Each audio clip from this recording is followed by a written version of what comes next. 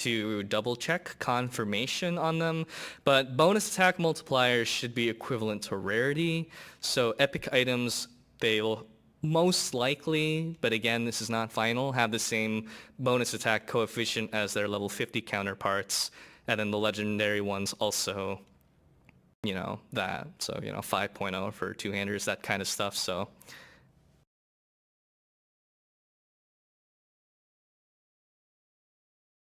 apparently there's an ad, but I don't run ads.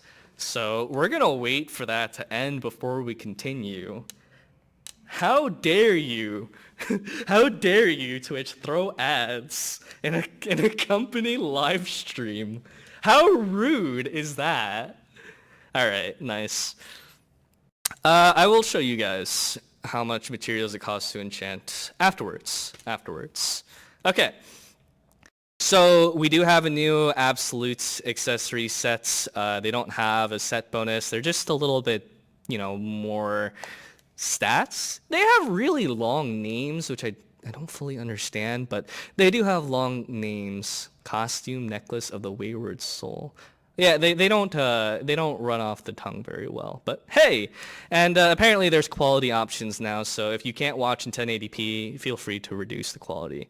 So the boss accessories, because there are 3 new unique accessories that come from hard dungeons and 3 more from the chaos raids.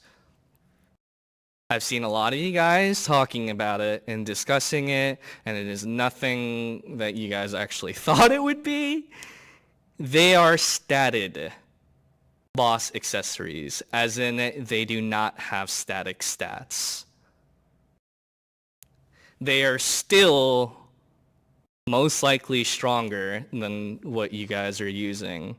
That being said, the drop rates of these items have been increased significantly preemptively.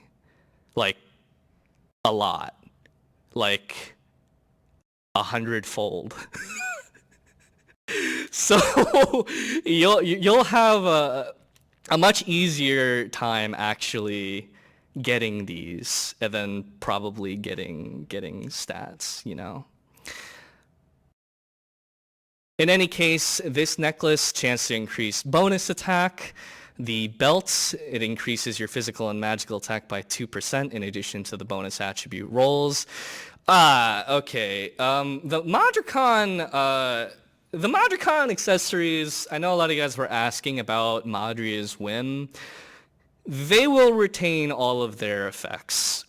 So when attacked, you can either get a number of really useful buffs, or you can get debuffed insanely, like turned into a young frog for 20 seconds and helpless and unable to do anything. But would you take that risk for, oh, I don't know, 100% crit chance for 50 seconds? I don't know. There's a lot of different buffs and debuffs associated with the Madria's Whim sets. So Frost Ring, it is just like any other ring, but it has a basic attributes of 2% piercing. So maximum total, if you have a perfect Frost Ring, it can go up to 6% total piercing from a single slot. And Ariel's Wing, it did actually preserve everything and also has bonus attributes. These wings are actually insane. I wasn't expecting how good they were when I played around with them, but you can basically have a 100% uptime of 5% defense shred while using these wings. They increase your recovery skill and increase your defense in exchange for some of your weapon attack, but it's a 5% defense shred, and it pretty much has 100% uptime. It is so good, honestly. They don't stack, though, so only one person in your party should use them. Yeah, it stacks with all the other defense debuffs. It just doesn't stack with other Ariel's wings. DD? No, it won't be out of date because, I mean, DD belts is still insane and you don't have to compete with static statted belts. But some of these items will give it a run for its money, like the legendary accessory set is still really good. A 5% attack speed on so many of the classes is insanely good. So, there's options that you can make.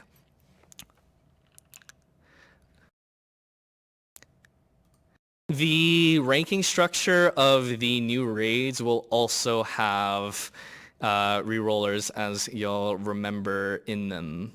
We're still looking for other sources to include some of the valuable things that you guys have been asking about, like pet rerollers and whatnot. So give us time. We're still looking into it. But as far as like the pets go, the frequency that you should expect to get an epic pet is quite high. In fact, the odds are very, very much so in your favor to get one or more epic pets to drop in a given week. And so with every fresh epic pet you have, technically, the reroll cost goes back down to the base cost. No, it's because of the rates of which the epic pets drop from the new raids. They all drop epic pets, and with 6 runs in a week, I would be surprised if you didn't drop one or more epic pets from each one. So the odds really are in your favor to drop epic pets. So you will have many opportunities to reroll from a fresh pet. They also have pet tricks. The point is you can get an epic pet now that has pet tricks. Like Lucarax, for example, is just 5% more movement speed all the time, ground speed and mount speed as well. Can you actually not see? Pink Bean, for example, critical rate, extra 50 critical rate for 5 seconds if your health drops below 30%. There are better pets than these that will be available with the next update. You'll see next week. So you guys have seen all the drops for these now. Included in this also is Pet Evolution. That is actually making it into the game with this update as well. So Pet Evolution is in.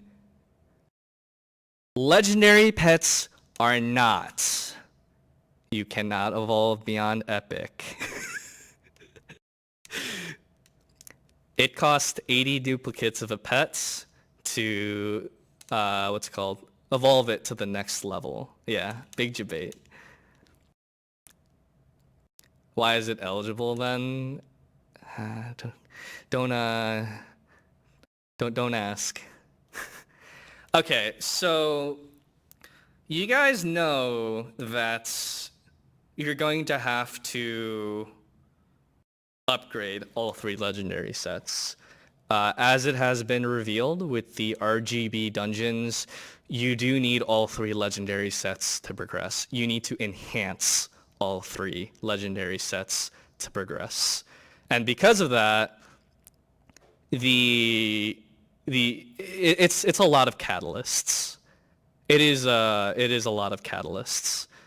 So we did something that you guys may or may not like.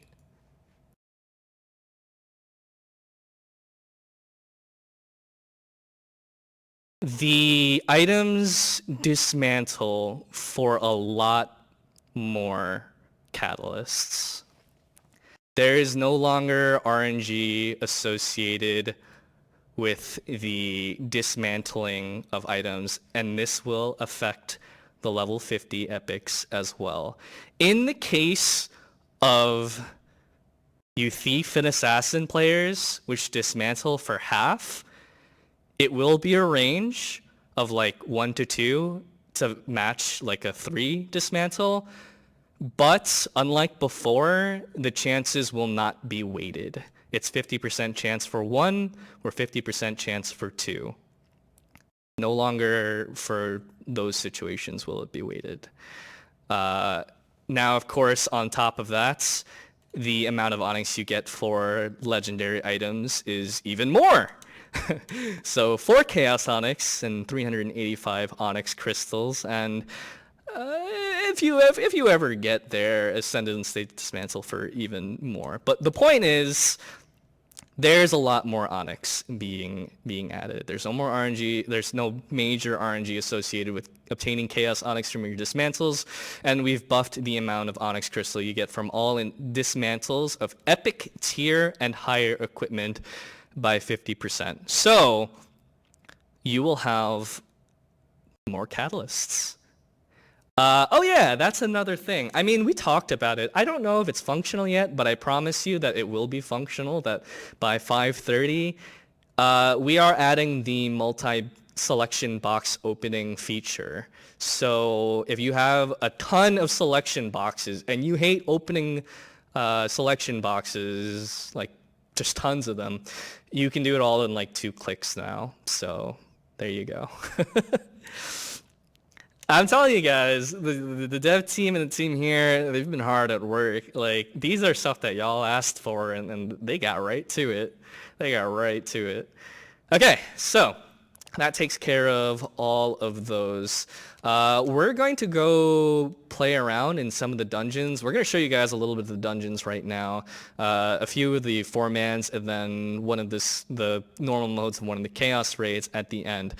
We will cover enchanting costs and all that kind of stuff towards the end. And also, we'll have a special guest on the stream later. So, stick around because it'll be an opportunity for you guys to ask questions to someone who might be able to answer questions that I can't answer. Actually, 2 more things before we get into it. The first thing is the PvP equipment has been updated so that it properly works with Awakening PvP. So the stats on these are a bit more balanced for PvP. And also the in-combat buff during arena matches was also updated as well. The second thing is life skills. You will have access to life skills level 14 and 15 now for all of the life skills. Some of the things that you can craft include the pink whetstone that y'all were talking about so much last time. This is 150 crit rate for 15 minutes. No, it doesn't stack with that potion that gives like 130. This counts as an elixir pretty much.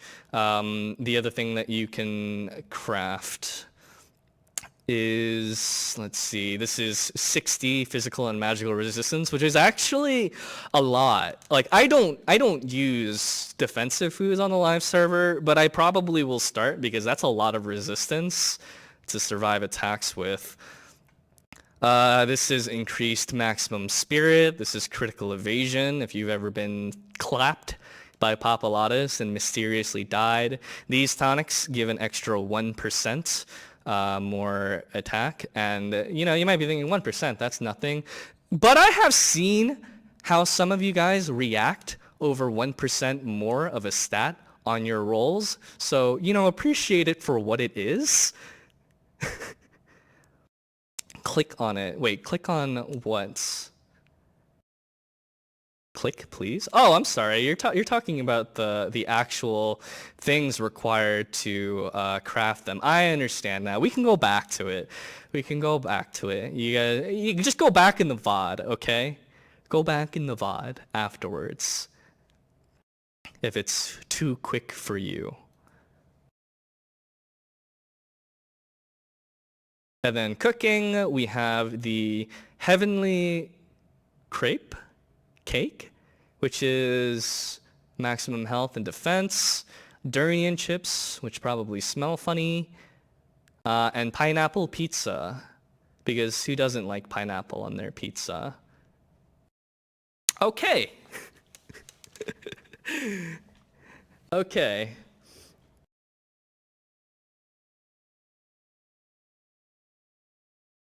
So we're gonna knock out some of the dungeons right now. And again, this is the gear that I'm gonna be using. My teammates, they'll be using plus 13 armor. And we're gonna go through, let's see, Guardian of the Sea, Ice Thorn Ridge, and Modrican's Heart.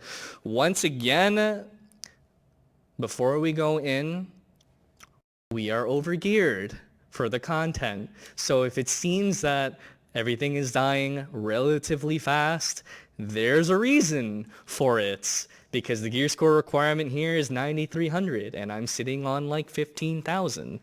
I need one of my teammates though, their name is just OK, to pass me the leader so that I can open the dungeon. So pardon me while I message them.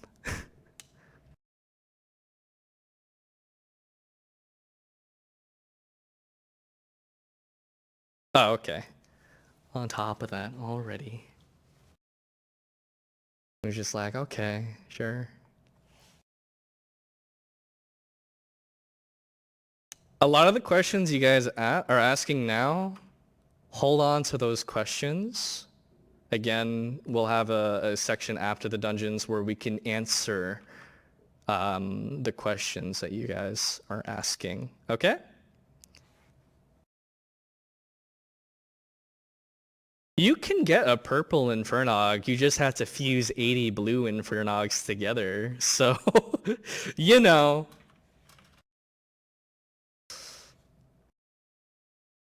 Okay. All right. So let's head on in. There is no damage meter for 4-mans.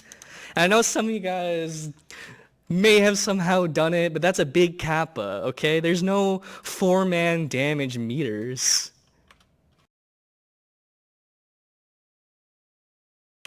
Can you guys not hear the sound?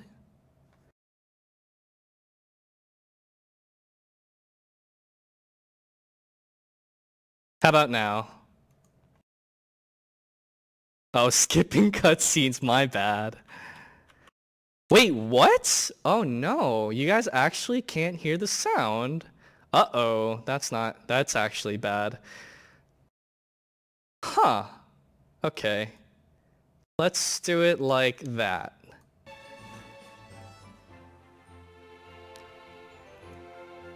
Okay, how about now? You mean to tell me that you guys have been just listening to my voice with no background music this entire time? And during the time where the schedule was up at the beginning, there was no music? Why wouldn't you say anything? Come on. Come on. Oh god, this is so rough because like streaming to both Facebook and Twitch at the same time is so taxing on this computer. Oh, I'm sorry. I won't skip cutscenes moving forward. So you're just killing those enemies in the beginning. These two mermaids, well, you know, no spoilers. But they are guiding you along in this dungeon.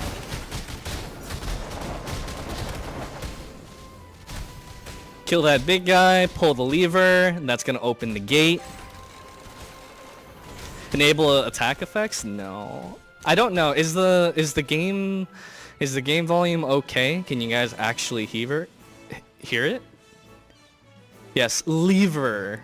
It's good? Fantastic. Oh god. I've given myself the luxury of 100 mini elixirs to keep myself alive. You fight Captain Mock and who is Captain Agus?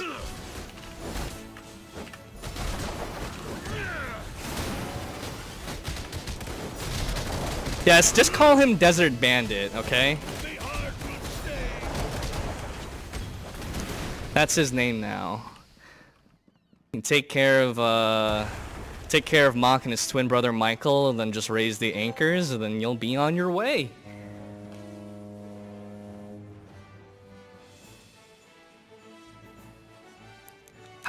whenever I see house builders, you guys are always building boats. Like, the boats are nice and all, but like every nice house I've ever seen has built a boat. Have you guys noticed that?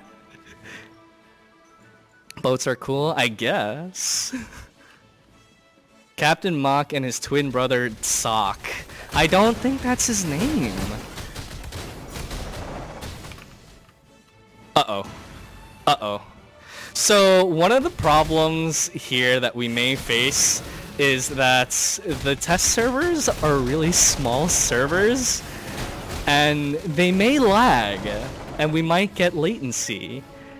On the much bigger live servers, you won't have to deal with that, but this is what we have to go through regularly while testing, so bear with it.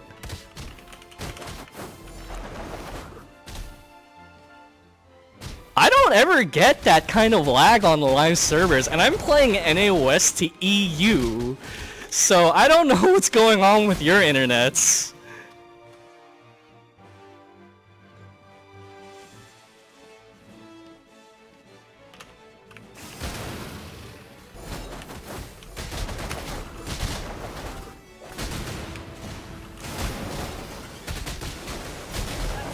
Oh, murdered! So they can still hurt you. They could still most certainly hurt you. Again, I'm using plus 10 armor, so bear with me here. Our weapons are overgeared, our armors are not. I don't even know what they recommend actually for this. They recommend plus 10, so I mean if you're not careful, you still kind of get slapped.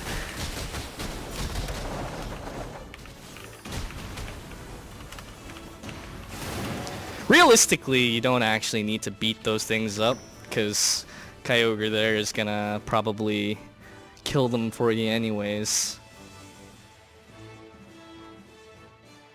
So when you enter this dungeon for the first time, if you do the story quest, it'll be a little bit different than this. But here, you'll be fighting underwater. Does it actually affect your jump? Yeah, it does affect your jump, as if you were underwater.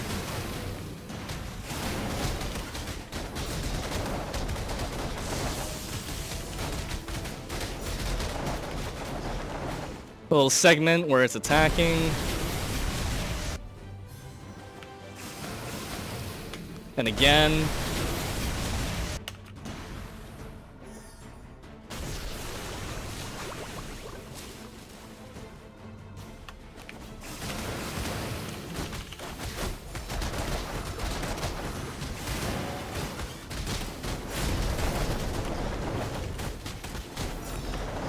This is a heads up. I do kind of expect that a lot of you guys will be a lot stronger than this when you go in it, but you should go in with the expectation that the dungeons will take you a little while to do. You guys remember live when you first started doing Fire Dragons and you were super happy about like an 8-minute run? You're gonna have to work your way up to being strong for the content patch again, you know? Those were some good days, you know? Over the boss buffs? Sure. Oh god. He almost baited me into dying. Increases the effectiveness of the opponent's evasion. So you're more likely to, I guess, dodge? How many of you guys are actually dodging in fights? It is an important thing to note that the different encounters, these enemies, they will have different resistances and strengths. You will see this predominantly with the Chaos Raids, where bosses will be very resistant to certain stats like critical damage, piercing, and even weapon attack. But in return, you'll have other stats that are empowered against them.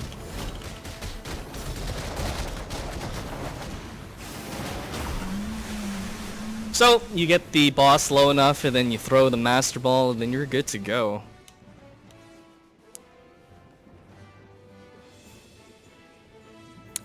Okay. You can get the Guardian of the Sea, whose name is Alvinos, as a pet. That is indeed an option, and there you go. I got one. You'll also get fragments of Lapin shards, and we will go over the Lapin shard business next week. Yeah, 79 to go. The odds are pretty high of dropping pets from these raids overall. So Icethorn Ridge is the first... I'm pretty sure this is the first one. I'm pretty sure this is the first... not raid, but dungeon, where the route is different each time. So it's just a randomly selected route each time. What are the resistances of the bosses? If you hover over their debuff, it'll show you which one of your stats are empowered against them. And if you hover over their buff, you'll see which stat they're more resistant to. Yes, it has to be same rarity and same type to fuse into it. Yeah, the epic weapon that I'm using is the Tide Master Knuckles.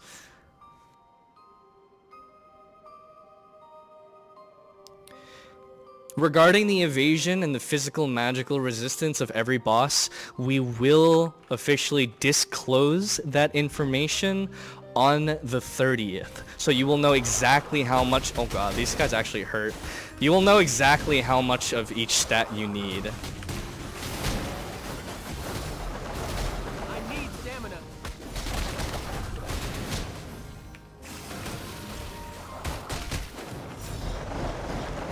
Oh, and critical evasion too.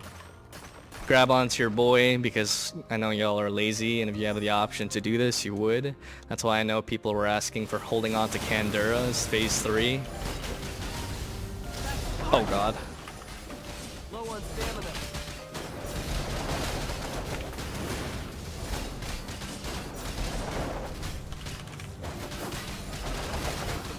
I need stamina.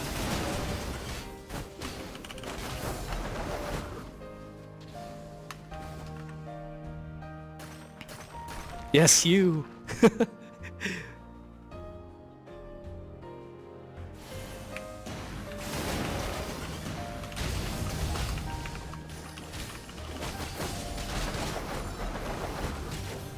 With this update, no, there is not a farmable source of the soaring focus tonics. For the most part, those have been available, I think just through the adventure tonic boxes currently, right? Move the damage meter? Sure.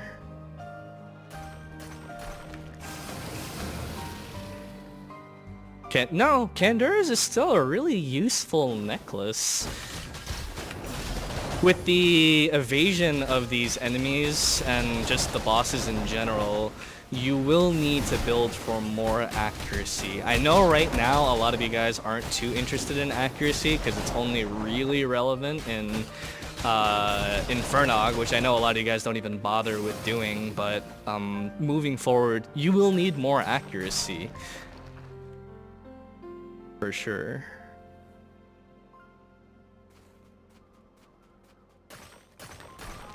Oh, I can't show the random buffs because there's not actually like a list of them, and to go through each of them and triggering them is kind of RNG. It's an RNG accessory, okay?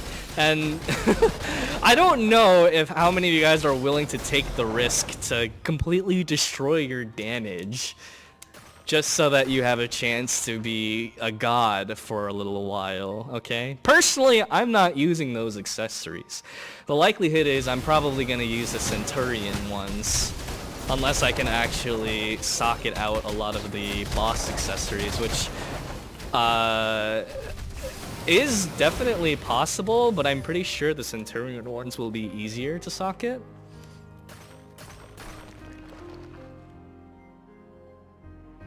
We're giving more Chaos Onyx. We did! We actually went over it last time. I would be remiss if it wasn't on the front page of Reddit by now. I don't think it's really fair to say, hey, why don't you call the game RNG story? We took out so much of the RNG! Unless you're just memeing. You could just be memeing. I don't know. Low on stamina.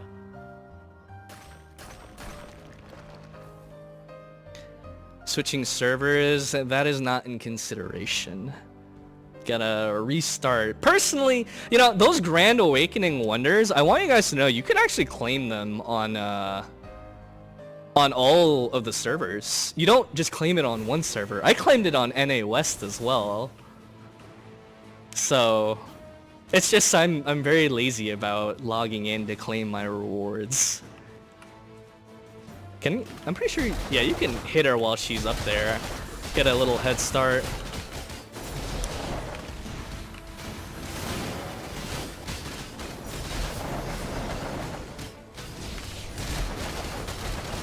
Again, things are subject to change when it comes to things like HP values, but you could expect that it'll probably be around like ballpark here.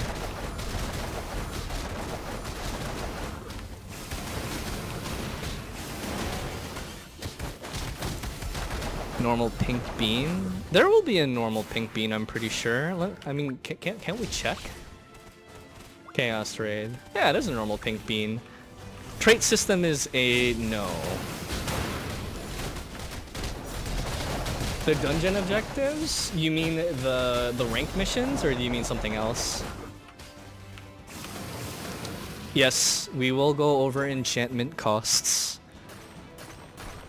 Will we get level 60 ribbons? So as we explained when traders ribbons were initially added, you won't be able to trader ribbon the current highest set tier of equipment immediately. So while there is the possibility of traders ribbons for 60 gear, they will not be in initially.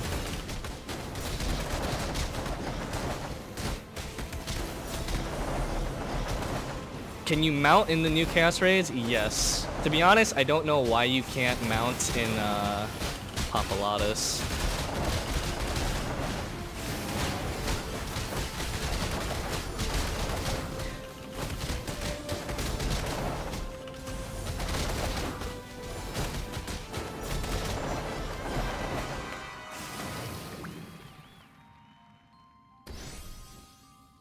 Are there any new sources of crystal ore? Crystal ore is not being added into the game. We will be activating the crystal ore shop on 5:30.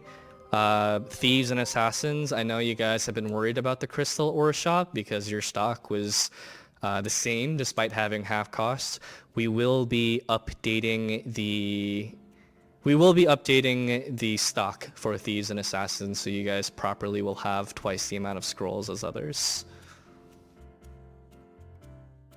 Oh, the boxes? There's selection boxes for the dungeon itself. So you open this, and then, you know, like a demon wing, and then there you go. The punch build? Yeah, I can play punch build. I don't mind playing punch build.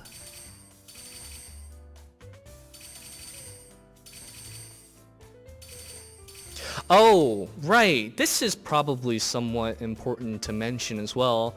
As you guys can notice, unlike the last stream, there are actually 16 rank 2 skill points that you will have access to. But for sake of trying to be realistic, I will be playing with 13. You can't see? There you go. I don't really know how to play punch build very well, so bear with me. Why would you want to deactivate the Priest Awakening? You are sadistic. Can't wait to show off my new moves. Actually sadistic.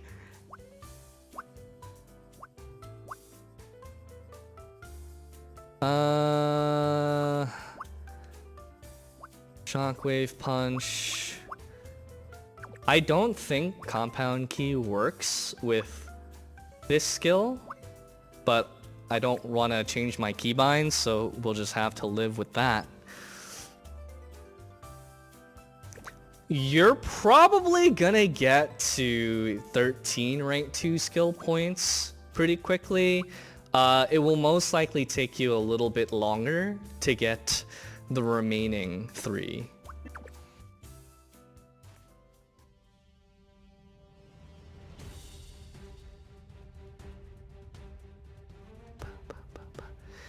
The primary skill tree to punch. What do you mean? Oh, that's okay. It'll be fine. No, we'll be showing any instance and content related to the Eye of Lapenta in the next stream on the 29th. I don't... you can go through the VOD. I showed the gear score and items of all the epic sets at +0.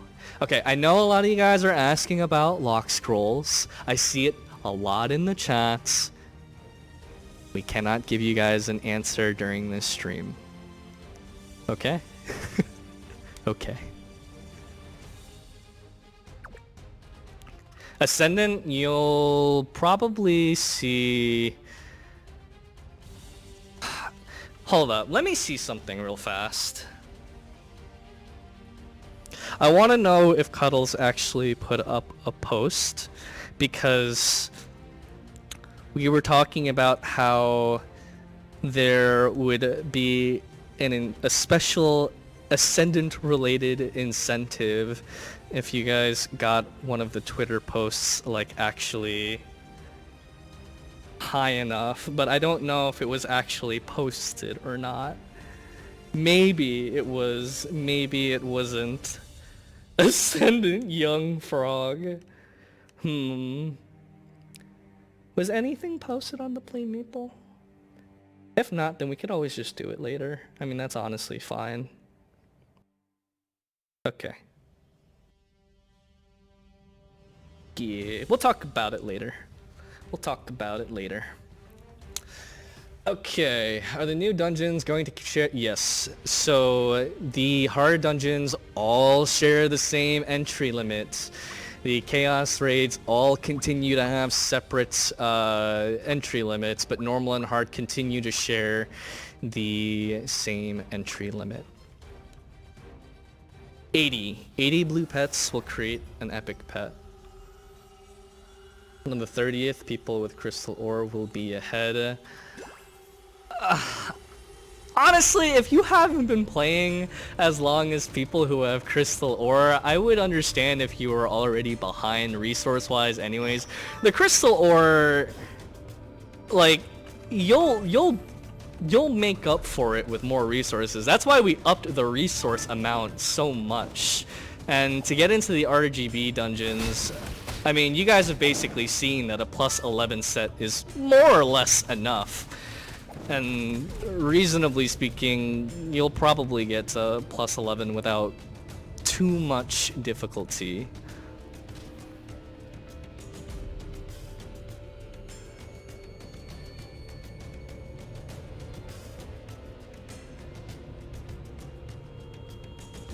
I don't know if you'll be able to get enough duplicates to go +11 on week 1, but you're not going to be behind that by that much, because I don't think it's likely that people will be able to do all 3 oh god, I forgot how to play this one. All 3 in the first week.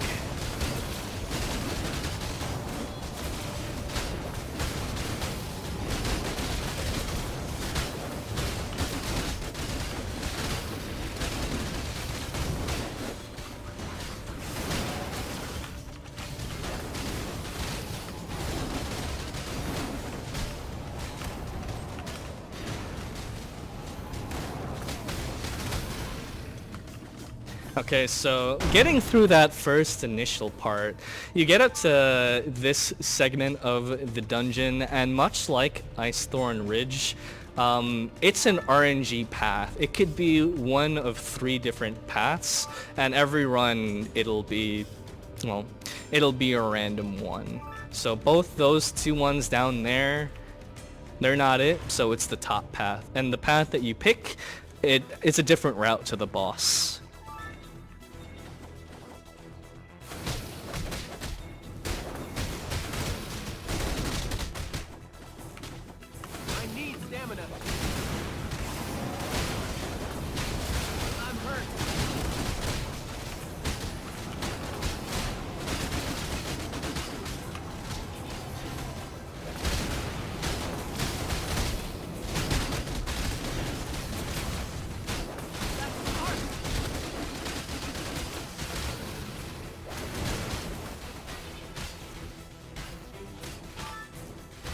I don't know. I definitely like, you know, the punch tree has its merits with Striker. I think I like the kick tree more, but the thing about the punch and the kick tree is if you're uncomfortable with attacks that make you move forcibly, pretty much against your will, you should just play the punch tree, because with the kick tree you're flying all over the place.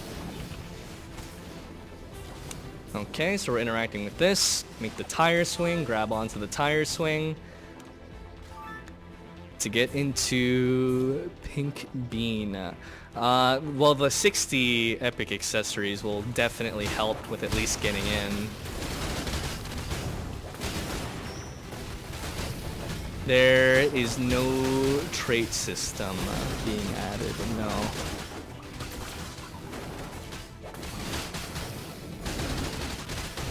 Pet value rerollers, we kind of covered that, you know, while we are looking into the whole pet value reroller thing, with the sheer amount of epic pets you're going to be getting, it basically acts as a reroller either way. A lot of you guys are probably going to struggle with this, so I'm just going to explain this now, that when it comes to rope, if you ever actually want to climb a rope, stand on top of the rope and just tap the up button. Otherwise, you're going to look like an idiot trying to grab the rope at the bottom while all your friends climb. Well, that's one of the things about, you know, the whole pet business. It might not have been clear, but if you look at these pets, do you notice something unusual about them?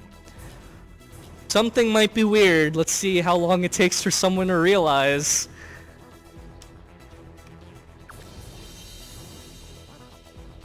No, not that. It's that the stats are active from level 1. How did that slip past all of you guys? So you're only leveling up your pet for the bonus attack. Low on stamina.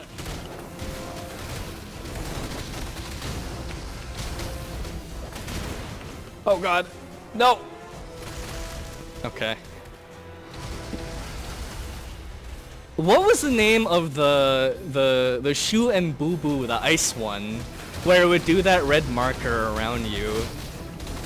It reminds me of that, because I think that also, yeah, it froze you in that one. I don't even remember that dungeon. I would compare it to Infernog, but Infernog doesn't stun you when it places it. It just makes the...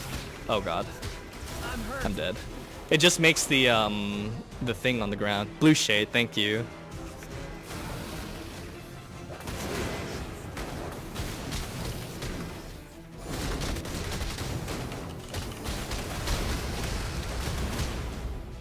Cosmetics and things related to the cash out we'll probably cover on the 30th when it comes to new costumes and whatnot.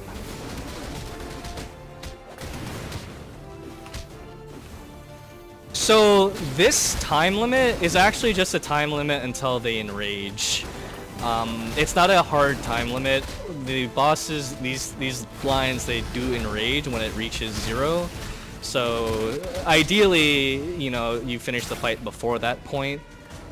Otherwise, they'll be more annoying to fight.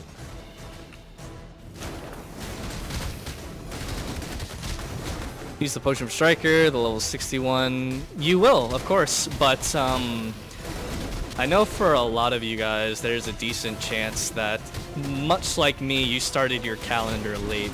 So once one of the lions enrages, dies, the other one will enrage either way, and it gains a defense boost and an attack boost. So just be a little bit mindful of that after you kill one. Give me more spirit. Ow. I need stamina.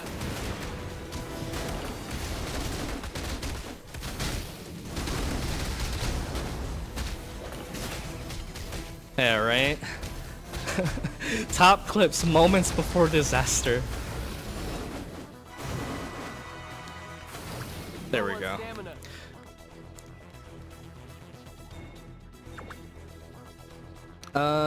Okay. Same thing, loot fragments of the Lapin shards, fragment of the new accessories, and selection box. There you go. Show stats for level 60 pets. Well, the pet that I'm using is quite good, actually. The difference between this pet and an epic pet that you currently have right now is actually really small. Like, really small. So...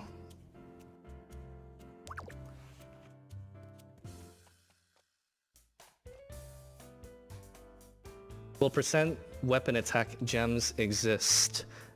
They're not in consideration. You won't see them in the summer update. We're gonna go over transfer enchants after we finish the last one. Okay?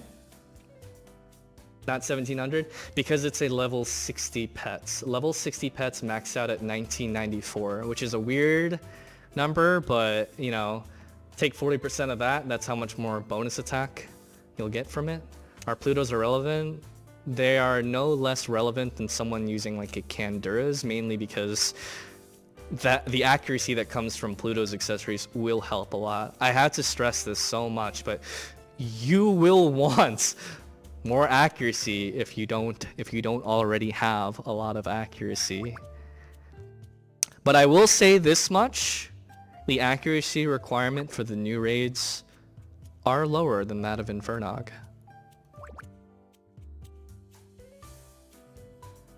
We are grabbing Lamb Cook. And now we wait. And Zinni. And now we wait.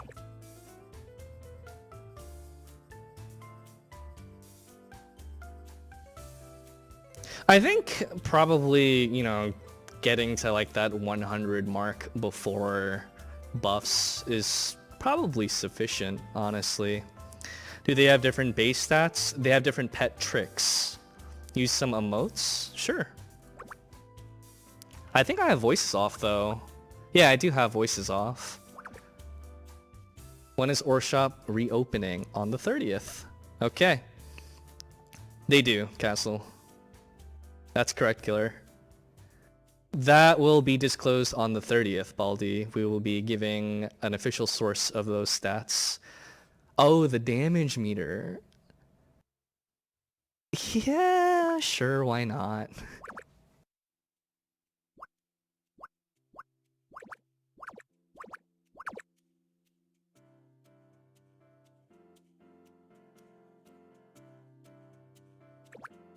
Well, they are much oh, okay, so I'm short on gear score. As you guys can see, I'm wearing plus 10 armors and a 15 weapon. Whatever mix it'll take for you to get there. But this is the second Chaos Raid in the series, not the first one. It is the second one. And so by this point, you'll have gotten some legendary items. So we'll switch to that, and we are good to go. Yeah, these have good boss damage. These, I not so much. I just honestly picked the first one and then just stuck with it. So you know, they're not great items, but hey, just live with it. We will go over transfer enchants afterwards. Is the transfer scroll per account or per character? You create transfer enchants per item. I will show you guys afterwards. Hobby Fruit Shop not updated. Okay, so we're going into the normal mode of Magicon Spire, the second of the raids. This is the normal mode, so once again, it's a lot easier than the 10-man. What key do I jump with? Spacebar like a normal person.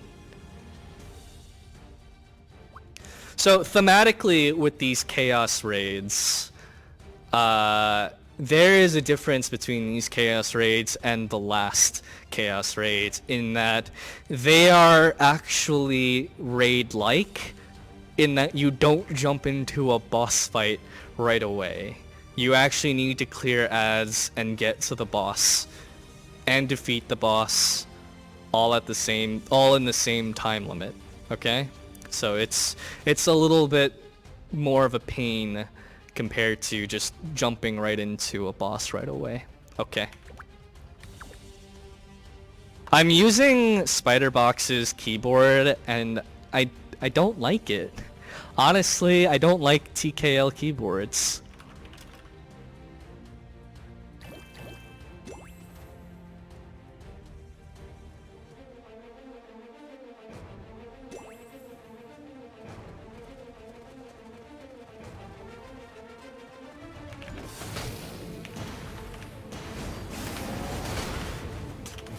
So with these raids,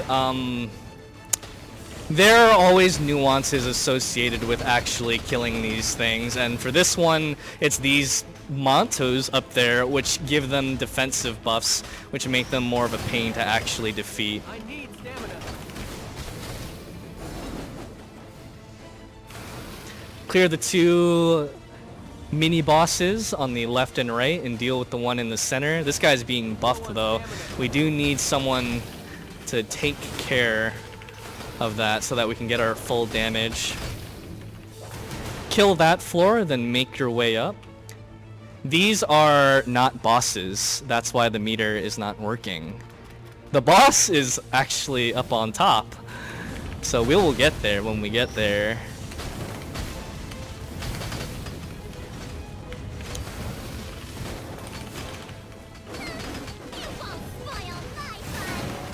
Oh god, I forgot that Madria has like voice options now.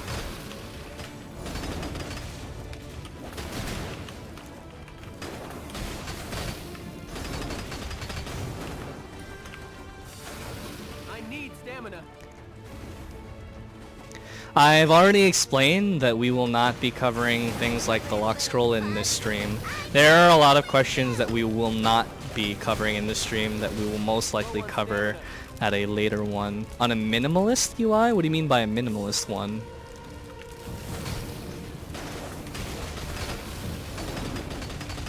Low on spirit. Oh no, my accuracy. I have two of the debuff stacks. I need stamina. Any information that I've told you guys that you guys see people asking about, please, you know, help out your fellow Maplers and get that information out to them, okay? Low on stamina. About like topics, about things like when the dungeons will open and anything like that. Do me a favor, okay? Share info, you elitists. The Maple elitists at it again. I need stamina.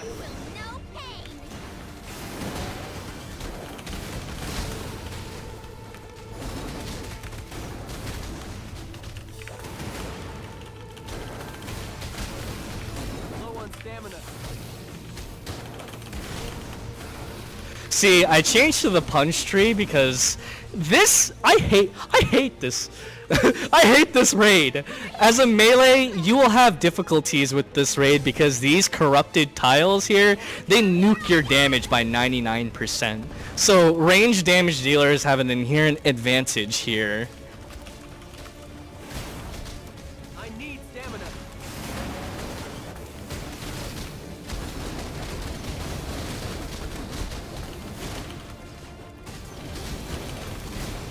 Low on stamina.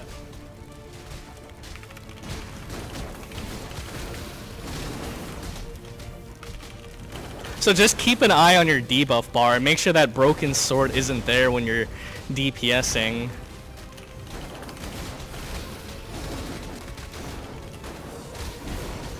Oh. I need stamina. I always forget the direction that Lucarax does the fire breath in, but I want you guys to know for your own information when you get here, that fire breath will always go to the left of the dragon first. Left first, then right. Low on stamina.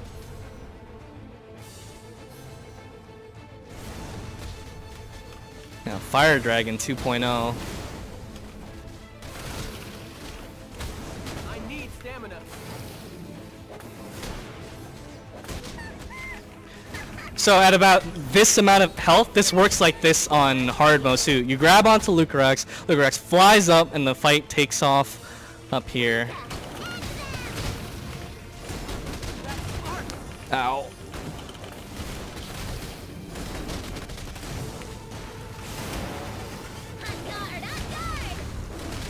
Get out of the center, it's just like Papalatus' clock here.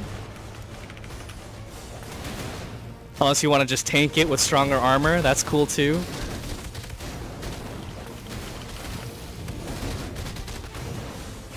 What's going on below? The people who are below have to deal with Madria.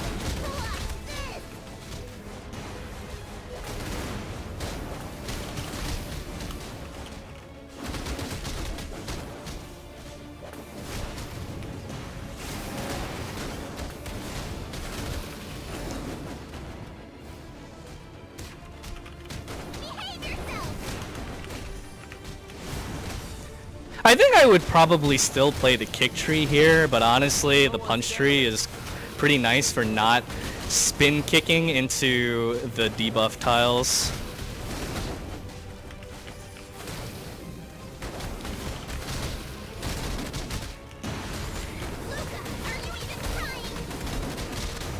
So now it'll give you the prompt to deal with Madria once Lucarex gets low enough, and then you have to beat up Madria, because that's just how it works. I don't know how I'm supposed to actually deal like with this as a melee though.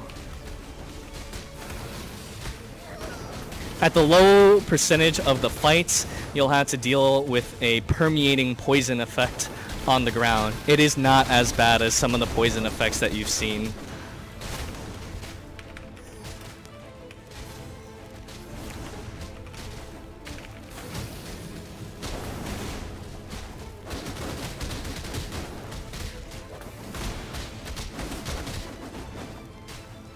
I'm pretty sure you guys don't like poison phases after the whole bit with Infernog especially.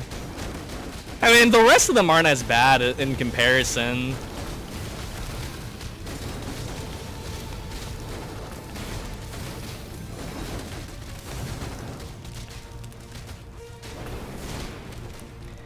I do not enjoy playing the punch tree as much. But I think I'm gonna have to learn how to play punch tree for this raid because I really don't think kick tree is gonna work well here. Give me more spirit.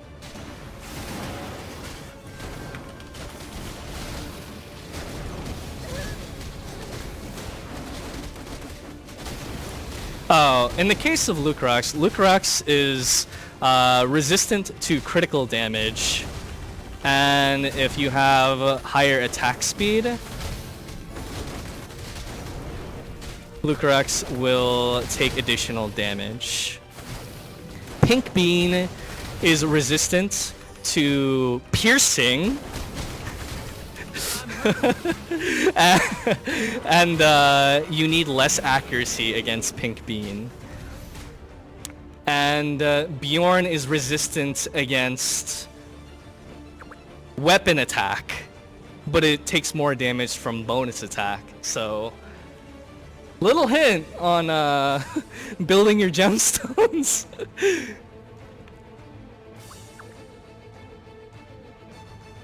Okay. So everyone who joined me today, they're all co-workers. Thank them because it is so hard to get people to join me on these live streams because everyone's so busy working, right? And we're all trying to like push this update out, push the update out, right? So yeah, big thanks to them for joining me during this.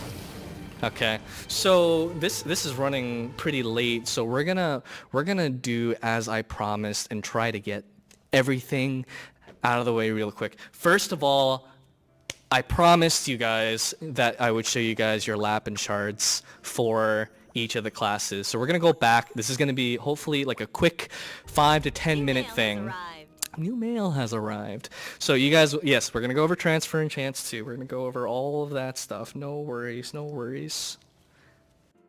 Oh yeah, I guess you guys might have noticed it. We will be having a summer burning event. No, we're not telling you how it works yet. You'll have to wait for the event post.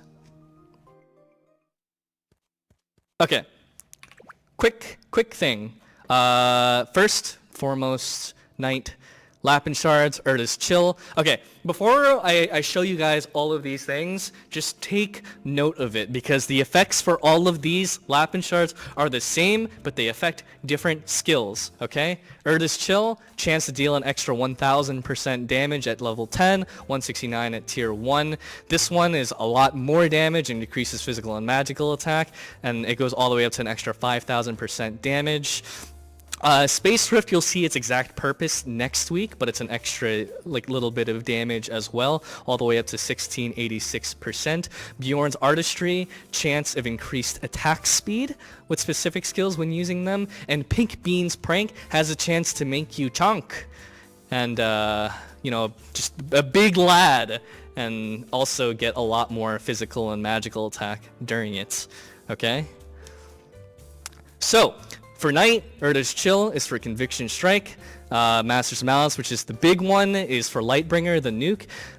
Divine Retribution and Guardian Wings get increased damage from Space Rift. Bjorn's Artistry is Heaven's Judgment, which is the big shield slam. And then Pink Bean's Prank is for Cyclone Shield. The reason you guys need to know these things is because depending on which tree you plan to play with Awakening, you will want specific Lapin shards, and that will probably affect which dungeons you do, which may mess with some of your plans to play together, and you'll have to find new teammates. Lapin shards for Wizards. Perfect Storm for Master's Malice. Erda's Chill is Ice Cream Time. Barbecue Party for Pink Bean's Prank. Bjorn's Artistry is Little Meteor. Dual Cast and Ember are for Space Rift. Space Rift works, it affects a skill on both the left and right branch. As you guys can see, I've divided the Lapin shards based on which branch they belong to.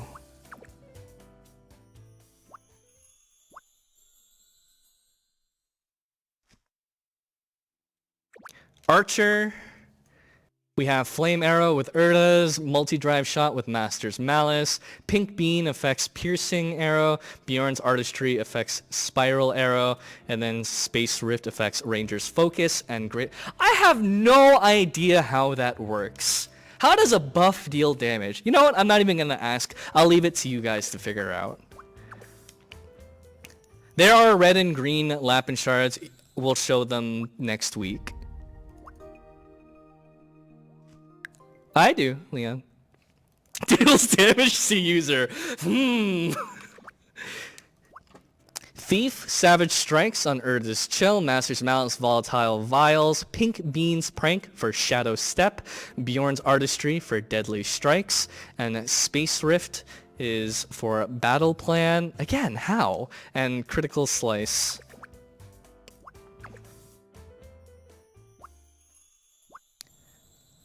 Hi, Natsuki. Meso prices? Oh, I should actually figure that out. I don't know if I... See, the thing is, this isn't like a GM account, so it's not like I can just make items for myself, so I don't have those things on hand, but I will try to... You know what? Special guest, if you're listening, can you figure out the combination cost for the legendary accessories and bring that information down?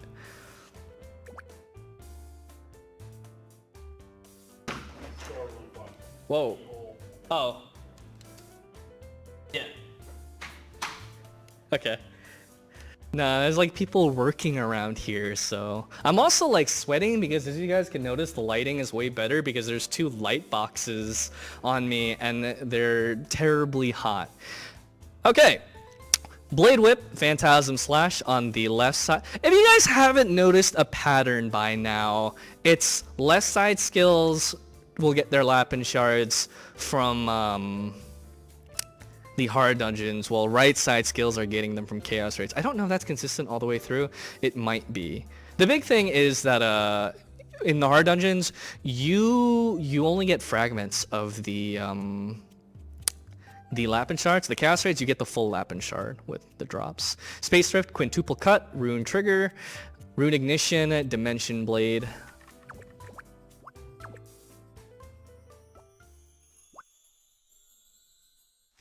We're still working on like a lot of like changes, by the way, and potential, you know, bug fixes here and there. So things will probably change all the way up until 8 days from now. Just bear that in mind. Lapin shards for Berserker, Aerial Smash, and who is Perry? Perry the Moon. Oh, you're Perry. I'm Perry now.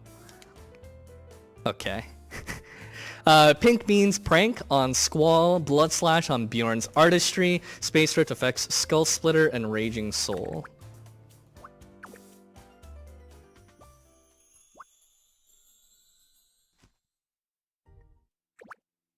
No, not Puri.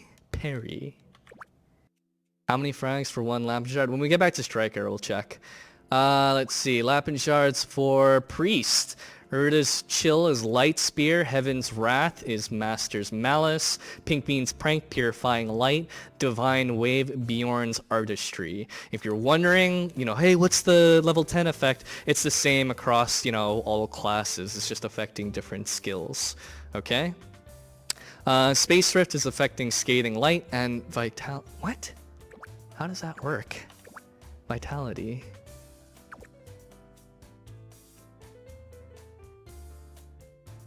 Again, I'm not gonna ask. You guys can figure that out on your own.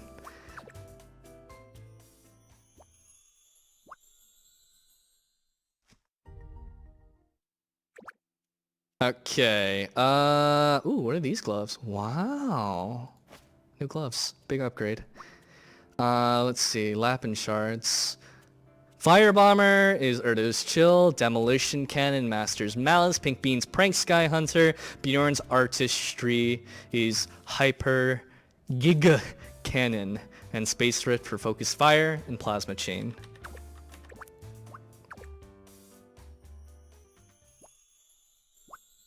We're at Sin now. By the way, I didn't know this when I showed you guys Sin, but this is actually so cool. I didn't realize this, but... Okay, let me explain the skill again because I didn't explain it last time. You throw the offhand and it deals 158%. You throw the main hand and it detonates for 480%. And then when it comes back, it actually re-inflicts the poison. And then the other one comes back and it detonates it again. So every cast of this actually hits twice, which is a lot more impressive than when I originally looked at this skill. So, not bad. Let's see. Lapin Shards, Master's Malice is... wow, that's on Binding Punishment? That's actually so good. All-in-One with Urda's Chill. That's on Binding Punishment? The 5,000% one? Okay. That's the one that, like, sticks on them and spins like crazy. Pink Bean's Prank is Dark Mire. Bjorn's Artistry on Assassin's Circle. And then Space Rift is Redoubled Pain and Shadow Stance. And while we're here, I will quickly explain the transfer enchant system, because that's apparently what I had set up here for one reason or another. So your items that you currently have, if your item is plus 10 or higher, you will be able to transfer enchant it and turn it into an equivalent scroll to apply on level 60 epic items. It gets rid of the item, but there you have it. And it's 1-to-1. Weapon, same concept, 1-to-1. So there's your plus however many level 60 epics. Okay. Do we keep the charges? No. No, you don't. So that's Sin.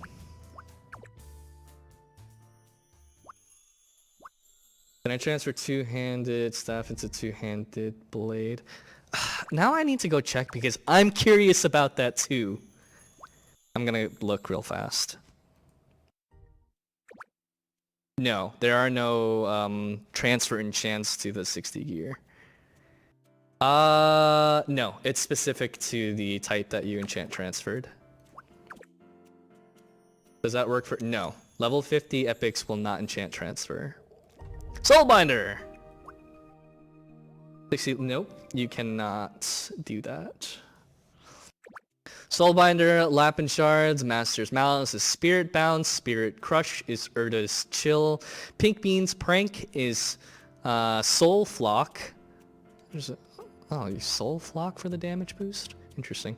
And Soul Harmonies for Bjorn's Artistry, Vision Torrent, and Triune Link.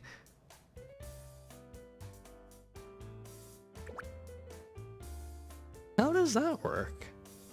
It's still just confounding to me. I know it works though, because like the purpose of these things, like it actually correctly works, but like it's really confusing to me. So,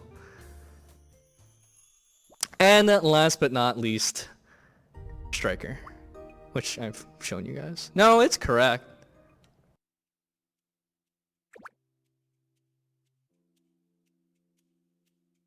No. You guys didn't see anything down there. You guys didn't see anything down there. Lapin shards for Striker are Urda's Chill for Punch Pressure, Double Fist Smash for Master's Malice, Pink Bean's Prank for Setup Kick, Bjorn's Artistry for Spin Kick, and Meridian Flow and Spiral Cannon for, last but not least, Space Rift. So, you guys now know what each of your Lapin shards do. So you should have an idea once someone, probably Maggie, compiles all this information and makes it readable in one place. You'll probably be able to figure out which dungeons you will be doing. Okay? So, that being said, that more or less concludes what we were here to do today, but as I promised you guys, we do have a special guest today. So, why don't you come and join us? It's everybody's favorite producer, Lamb Cook. Hi, I'm sorry that I'm not Jongsu actually, but I'm seeing the chat going wild right now. Hi. I've told them so many like stories about you. Did you guys know that he gave me a bike? He gave me a bike because I was walking to work. And he's trying to ride it right now, I hear. I crashed it. Oh, what? I didn't hear that part. Well, I almost crashed it when you gave it to me because remember I pressed the throttle thinking it was the brake and it just kind of went.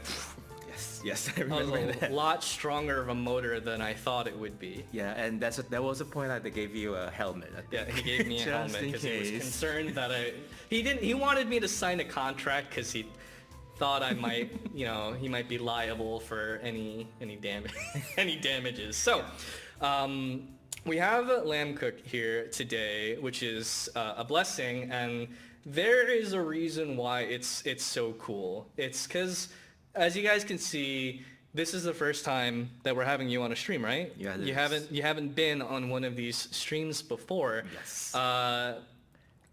Lamb Cook is very aware of everything that goes on in the game. He reads everything that I read. He reads the forums, he reads the Discord, he reads the Reddit. He sees what you guys are writing as well. And he also plays the game. I've told you guys this story, but as far as all the employees here at Nexon, he's probably the most progressed player on the live servers next to me. So he knows his stuff. And the beautiful thing is he's a producer for the game. And he's working at that high level where he's able to take that information and use it to present to our development team. And it was really cool because we had the development team with us here recently, right? Yeah, from the MapleStory Fest. And you got to spend a lot of time with them, right? Yeah, even all the times that we were actually off camera, we were actually discussing a lot of these things that we were talking about on the threads and forums and all the things that actually some of the changes that we were talking or gonna be talking in the later streams are the changes we were able to make because they were here, like literally like a couple weeks ago last week and stuff. It is absolutely incredible because game development, when you're working with a development team, separated from you, it's tough, right? Yeah. I mean, you've been working with them for how long now? many years. He's been working with them for a while, and he can personally account, for how difficult it can actually be to get changes implemented, because it's not so simple. It's not. I mean, like, you're actually making me blush because of all the things that they're telling me about good things that I'm doing. But honestly, the part that I actually get so amazed with our development studio is actually that they are able to discuss at our level with the players' feedback as much as possible and make the changes whenever they can. They're very receptive to all the actual voices that we are conveying, our player voices to, and which is something that I feel like has made it so that it's possible for us to do the kind of actual changes that we were able to make with the Project New Leaf and so forth from now on too as well. So, Lamcook and I, we talk about this stuff so often because he's got a great brain for game development. The reason that I'm so excited to bring him onto the stream today is because, as you guys might know, after we have 4 streams this month. This is the second one. We have 2 more, but that won't end the streams. After this month, we're most likely going to be doing streams minimum once, but maximum twice every month. And we're going to use these streams to actually collect feedback from a single place. So he's going to probably be a regular guest on those, so he's going to be able to see exactly what you guys have to say about the game as we go month by month. Which is fantastic.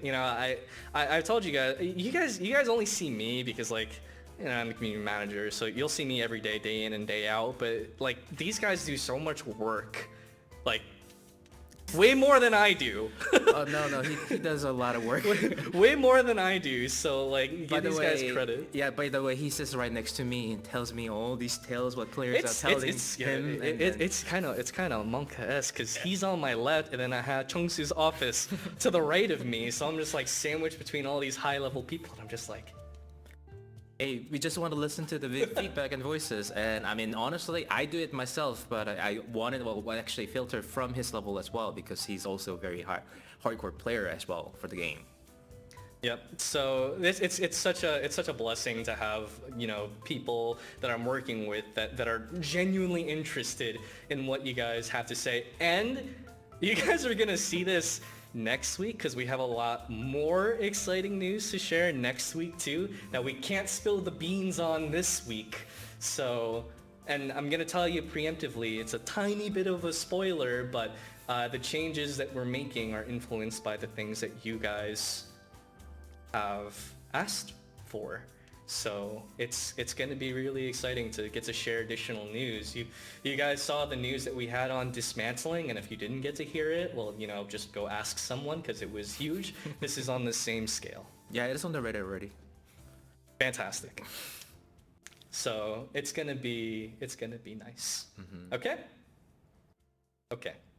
So during this time, if you guys have any questions, we can try and pick out a few questions for Lamcook to answer. Once again, him being a producer, he has, much more authority on the matter. He can tell you more things that I might not know personally.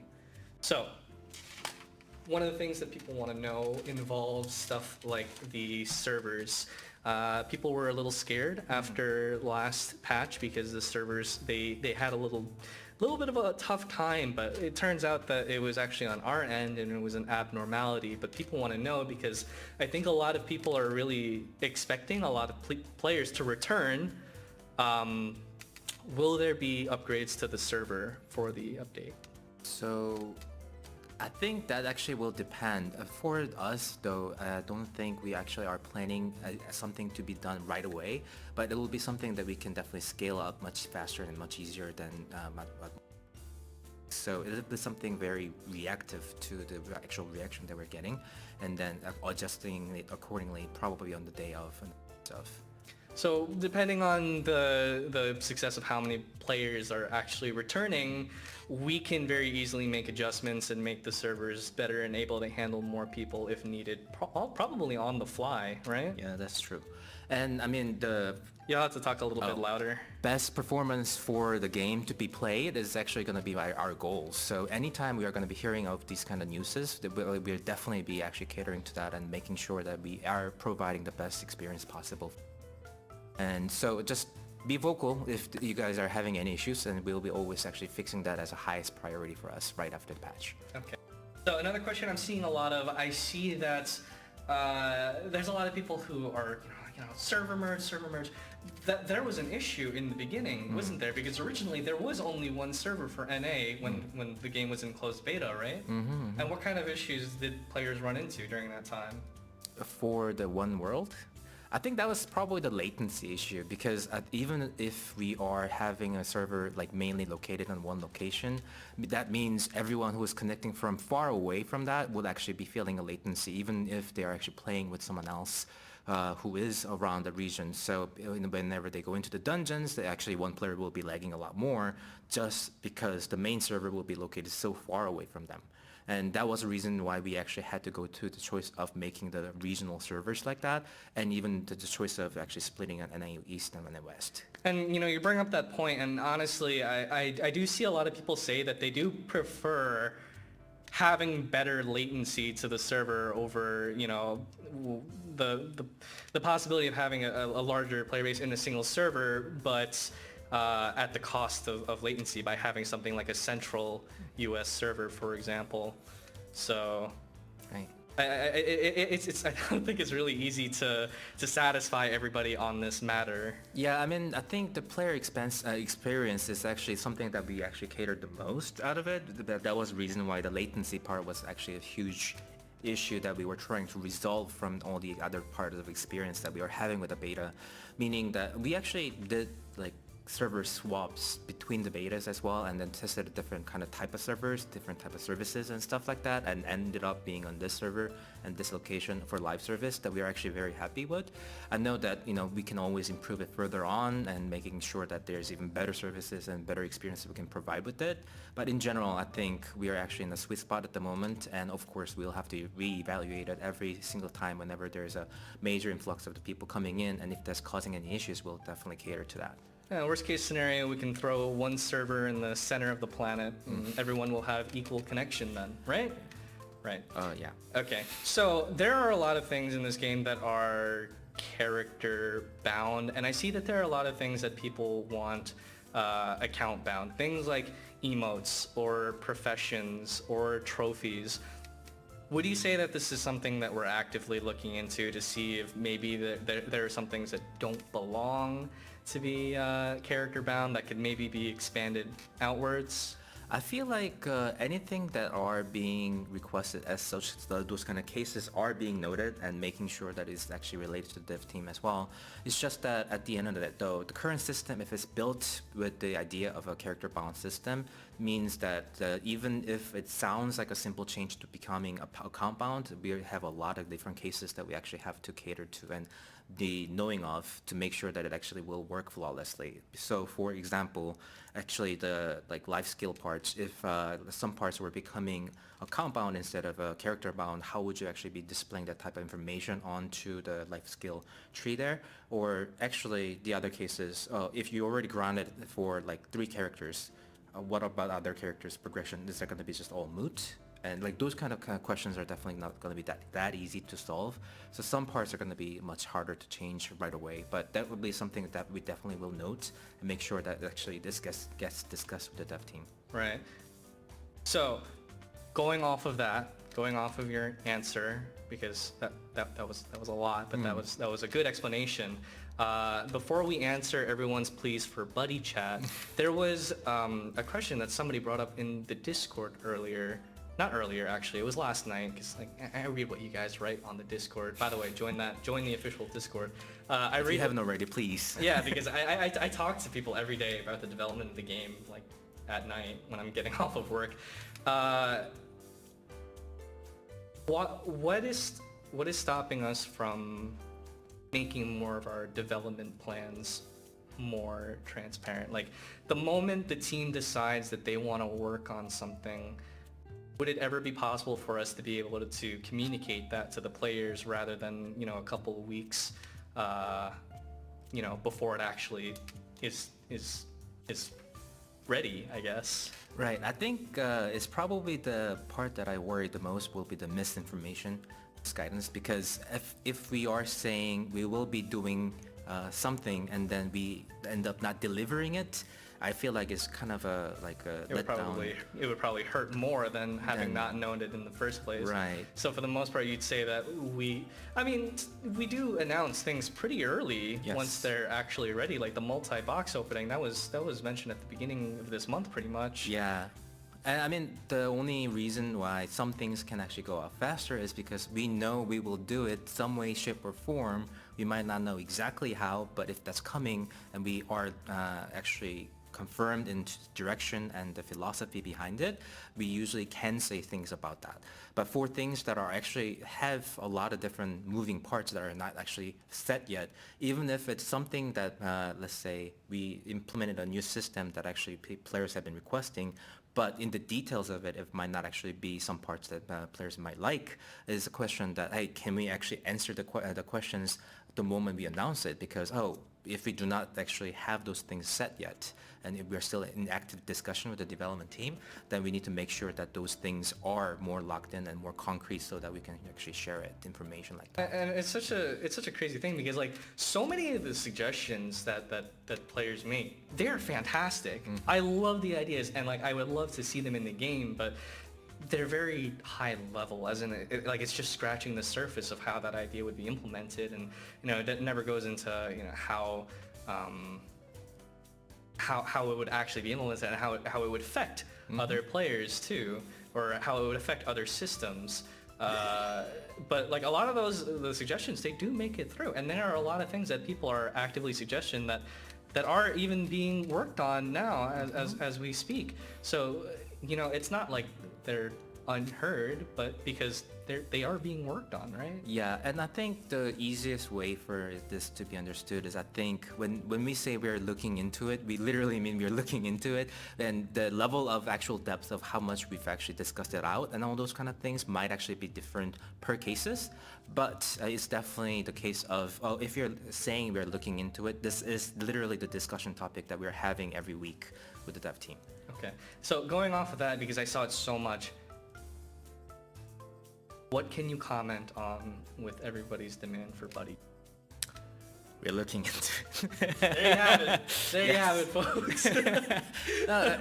We are seriously looking into it for sure. It's definitely a discussion point for the dev team at the moment.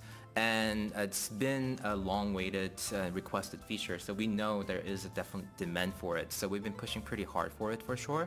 We just need to wait out to see if that will actually be something that answers the players' questions in the way that you guys wanted, or is it something of a different system that still solves it in a different way?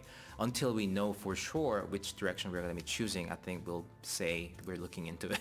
Would you say that marriage is in that same category as Buddy Chat? Very much. Very much so. I can't wait to attend all the player weddings and all the role playing. It's going to be great. Yeah. Oh man. I mean, I guess some tale of this could be a little bit interesting for people, but I used to be the person who QA'd the MapleStory 1's wedding system, so I actually have a good knowledge of how the system was built, and that was where actually a lot of ideas were kind of coming from, and our designer definitely actually worked on that based on it. So at least our ideas and suggestions have been made in that direction and vein, so we'll see how that goes. Okay, so we're coming late on our time, and it was a pleasure to have you on the live stream, and I'm really looking forward to actually having you on future live streams. For me, that's so cool because I get to get excited for you guys to have Lamb Cook with us on future streams. So you will be seeing more of him very regularly on the live streams. And you guys are gonna have a great. By the way, you're signing me up for a lot more right now, which I agreed to, and I'm actually regretting right now. You guys just had to just tell him that you love him. You know, you got fans in there, man. You got fans. Okay. So he might be a tiny bit introverted, but you guys will get him out of his shell. Yeah. All right. All right. Thanks for joining us, and we'll see you next time. Yeah. Thanks for having me. Yep. Okay, so. Man, that's so exciting that we get to have him on more streams. He might not be happy about it, but I sure am. So, and we'll see. Maybe we can get other special guests to join us as we go on. But just to have him on is awesome. Okay, so I did promise enchantment costs. I do not have weapon duplicates though, so gauge the enchantment costs based off of what you see 1 to 10. Okay? And we'll go from there. We might have news on Peachy too, but that's still TBD, you know? Still TBD, give it some time. So, Epic 60 weapon first. We're just gonna run through these with the materials. I don't know about you guys, I'm using Peachy at the high enchantments. I do not want RNG. I was one of the last people in my group to hit plus 15. I'm using Peachy. I don't care what y'all have to say about Peachy. Yeah, all those people are RNG carried. Me? No, I trust Peachy. Okay. I don't know, what I'm expecting for you guys to do, by the way, is to go and see how these costs correlate to 50 gear. I want to say that they're like the same or similar. I'm pretty sure they're like the same. So I think legendary to legendary is the same and epic to epic cost is also the same. I want to say that, okay? But, you know, I'm also not 100% sure. But we're going to go through a legendary weapon as well. So I'll leave it up to you guys to do your research. You will get that information from me on the 30th. Soul Redeemer. We will tell you guys the evasion, critical evasion, physical resistance, and magical resistance of all of the incoming bosses on the 30th. So you will know exactly how to itemize. Yeah, well, accuracy is evasion, like the evasion of the enemy. Didn't I say evasion? I think I said evasion. I'm pretty sure I did. They're like if it's the same here, it's the same there. Just correlate them because I don't have duplicates to show you guys. Oh, actually, that's a great question, Q-tip. Oh, that's so smart actually. Okay, this is pretty 200 IQ, but when you evolve a pet, it will preserve the previous stats of the pet and add a new pet line. So what if you got an insane blue pet and then upgraded it to a purple pet? What? That's so 200 IQ! Okay, just look at this cost, just figure out if it's similar or not. You know? Figure it out. Do the chaos raids drop one of each? I don't know. Yeah, everyone's gonna have godly battle rocks. Anything related to the cash shop as far as like new blocks or hairstyles or costumes, we'll go over that next week. Because this is already running super late. We've almost done like 2 hours, okay? The fragment fuse cost of level 60 accessories. I will answer that on Discord because I don't have fragments to fuse right now and I can't generate fragments for myself, so I'll just answer that on Discord and I'll make the information accessible there. So before we wrap up, oh yeah, the Discord questions. That's right. My BFMs actually. Let's answer these questions real fast too.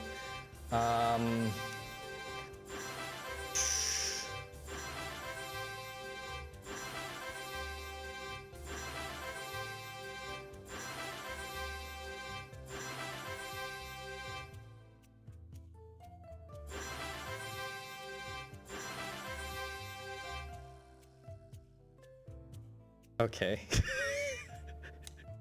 Guess I'm joining a trophy guild now. Seeing as the current enchantments can be transferred and crystal ore will be used for things like +10 scrolls, which will help with mains, is there anything that we will be doing to help out Striker? Yes, that's the vague answer that I'm giving. But it might not necessarily be Striker specifically.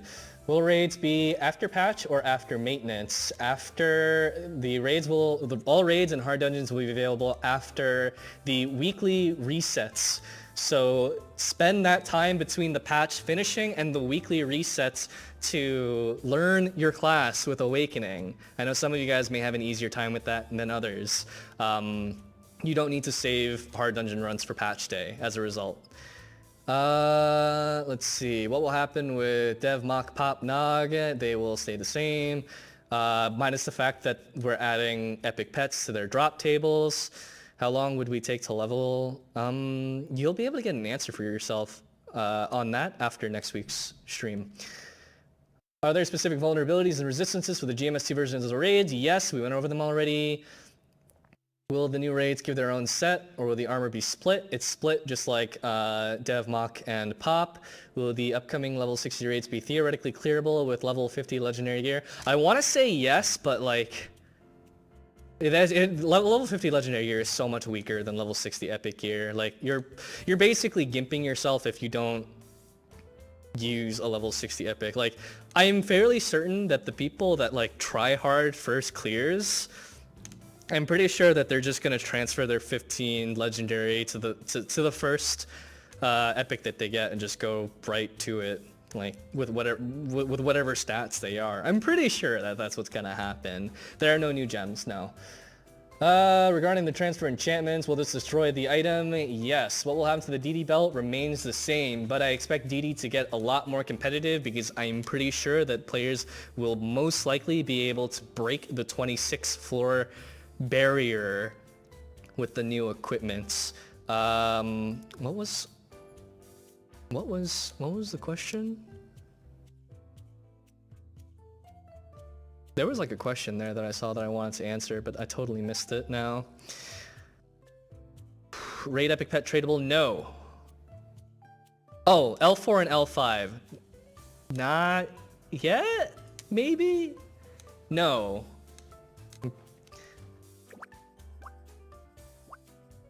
No. Are we receiving Madri accessories? Yes, and they have the RNG effects on them preserved. Am I showing you guys the effects of the new Chaos gear? Yes, already seen it. How do we get red crystals? Revealed next week. Level 60 gear upgrades cost the same as level 50 epic gear upgrades or legendary. I'm pretty sure they're the same, but you guys can just figure that out. By the way, the questions that I'm answering right now were pulled off of the stream questions channel of the official Discord. That's why I'm going through these questions specifically. Let's see. Do I like pineapple on my pizza? No. Macros on controllers. We'll look into that. I know a few people asked about it, and I know a lot of you guys play with controller. I don't know how you do it. I tried. It was really tough. I could do Ludibrium's Escape on a controller, but, you know, I don't know. Pretty tough. Let's see. Will Sky Fortress Shop be updated once new gear comes out? Ask again next week. Will we be getting 2 UGC templates for Knuckles or just the base? I think we only have the base one currently. Okay. And that's like all those questions. So if you want a question that's like definitely going to be answered, the moderator team, they are pulling questions for me to answer. I don't have the duplicates to do that, but someone did ask if we would have more inventory space to do the pet evolution. You do not need to worry about that, and the reason why is when you do pet evolution, this pet cannot evolve any further, you will fill up a bar, so you don't have to have 80 pets in your inventory all at once. You can gradually evolve the pet, okay? Okay. Can we expect to get decent stats on free weapon? RNG. It's still gonna be better than your 50 legendary weapon. It could be the worst 60 epic weapon possible with irrelevant stats. It will still be stronger than your 50 legendary with optimal stats. It will still be better.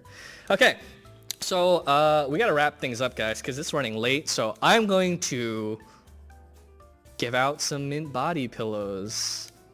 We gotta ask if we can give out more stuff other than these mint body pillows. We really gotta ask if there's like more that we can do. But for the time being, oh, how sick would it be? I'm gonna ask them if we can give out, like, if we can make and give out like an ascendant young frog. How sick would that be? It would be completely useless, but like the prestige behind that, oh my god, it would be incredible.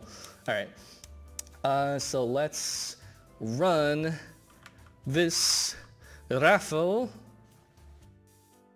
You must be following the channel, otherwise kind of skip over you on that giveaway. And the keyword for it is, let's see. Here, let's just open the console. Giveaways. The keyword for it will be, let's just keep it simple. No, it's not going to be I love you 3000. It's going to be Madria, okay? So, there you go. Hashtag Madria, throw that in the chat. We'll pick, last time what we did 5? Let's do 6 this time. Just because it's one more than last time. You don't need to, like, saying it more than once will not help your odds. So just say it once and just leave it at that. And we'll leave this open for like a couple of minutes. And then in the meantime, I'm gonna see if there's any other questions that we can answer from the official Discord. Oh god, you guys asked. Will knights be mandatory for the upcoming raids and dungeons? Having one will be useful, but no, there's nothing that requires like a shield, for example. Still, you should take one because defense shred is awesome. Regarding things like rerollers and whatnot, you just give us time. It has to be announced at a later time. Questions on colored crystal farming, answered next week. How are new players supposed to get to the 60 content since first 60 GS requirement is 9.3k? A little surprise for you.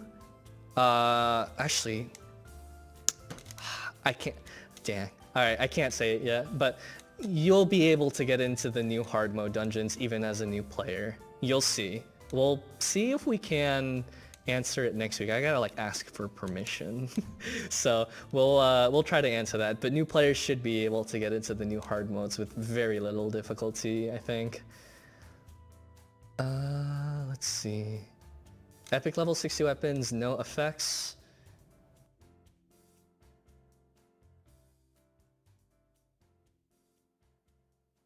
Okay. Mush King Royale, that's a question to ask Lamb Cook the next time he's on here.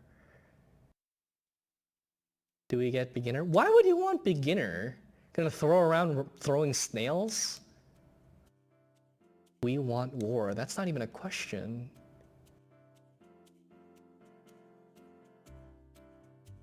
Physical magical piercing requirement on the 30th. What is the best set we should use? That is completely subjective. You're probably going to prioritize one set over the others, but you're probably going to go after all 3 sets for the sake of RGB. Was plus 15 epic overgeared for the hard raid as well? Is it? I don't know. I have no idea. Can we get epic pets on level 50 hard dungeons? Nope. But level 50 raids, yes. Healing enchantment, already did it. Pink Bean S Plus gives 60 epic accessory, level 60 legendary accessories, TBD. For what it's worth, we did go into discussion about trophies with the development team when they were here. So we are aware that we have a community that does care a lot about trophies. We're not ignoring that. Just another thing, like, you guys need to be aware that the amount of content we're pushing out on the 30th is ridiculous, and like a lot of the things that you guys are asking, we would like to do, but it'll have to be later, okay? Okay.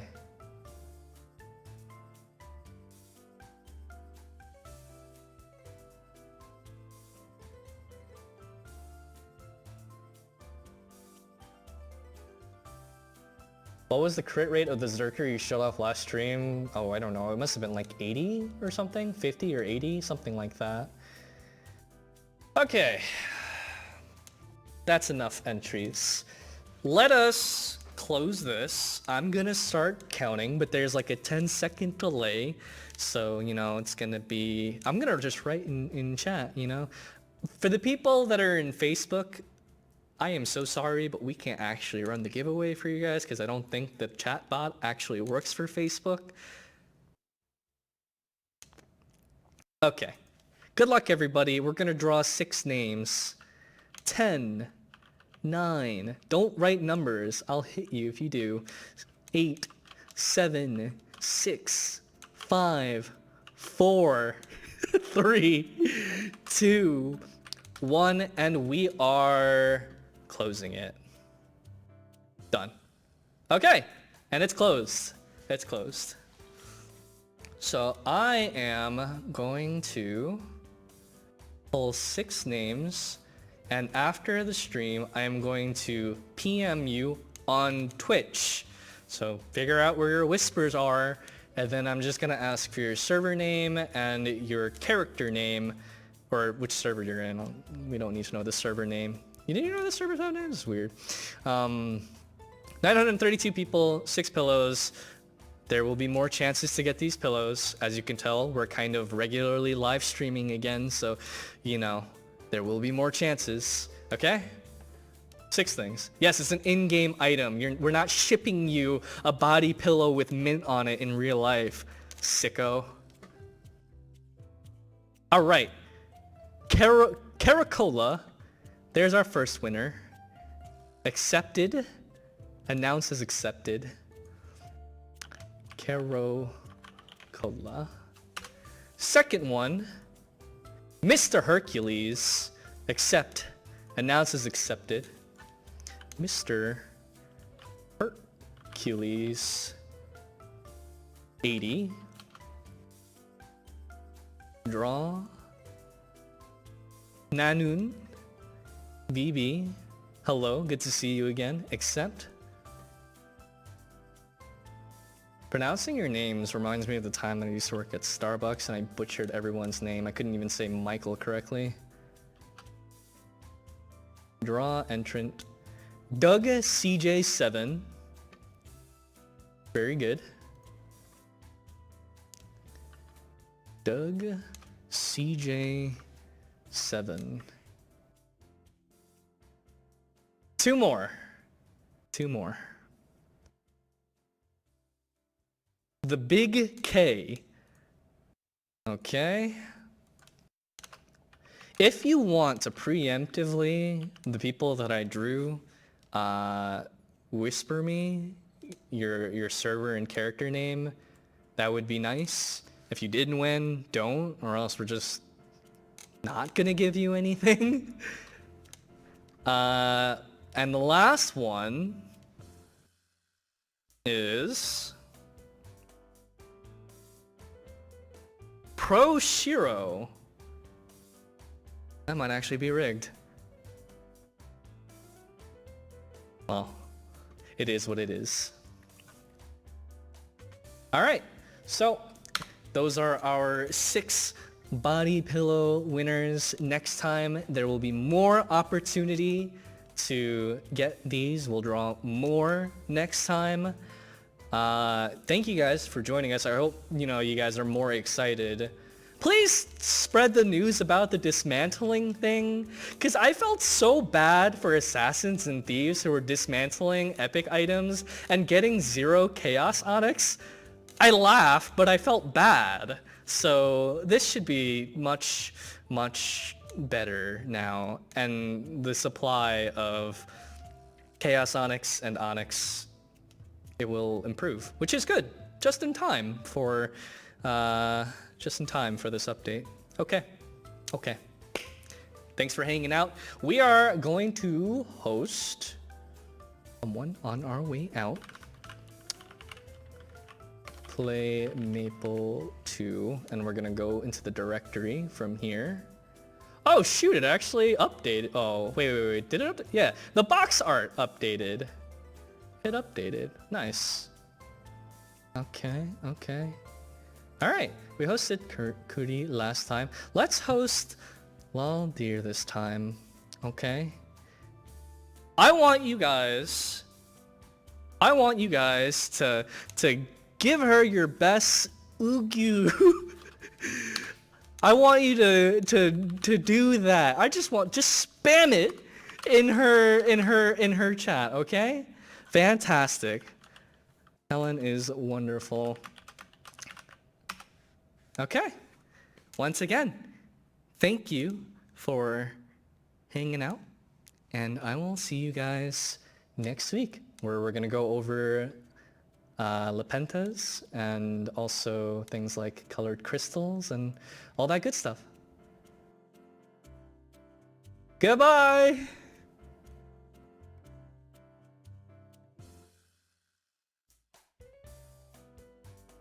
Just click on our link. Go.